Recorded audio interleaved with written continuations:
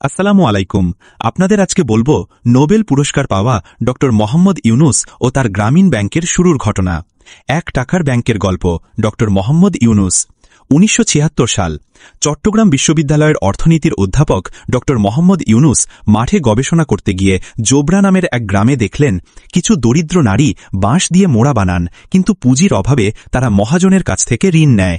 প্রতিটি মোড়া বানাতে লাগে মাত্র 5 টাকা, কিন্তু সুদের ফাঁদে পড়ে তারা কখনোই লাভ করতে পারে না।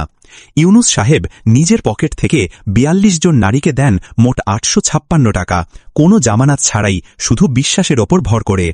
অবিশ্বাস্য হলেও সত্য, সবাই সময় মতো ঋণ পরিশোধ করেন।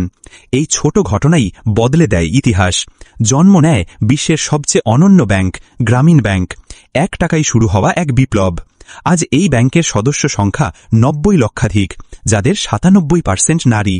এই মডেল থেকে অনুপ্রাণিত হয়ে বিশ্বের শতাধিক দেশে গড়ে উঠেছে মাইক্রো ক্রেডিট প্রোগ্রাম। 2006 সালে ডক্টর মোহাম্মদ ইউনুস ও গ্রামীণ ব্যাংক পান নোবেল শান্তি পুরস্কার। তিনি প্রমাণ করেছেন, গরিব মানুষকে দান নয়, সুযোগ দিলে তারা নিজের ভাগ্য নিজেই গড়ে নিতে পারে। সালাম সেই মানুষটিকে যিনি 1 টাকায় শুরু করেছিলেন এক বিশ্ব বদলানো যাত্রা।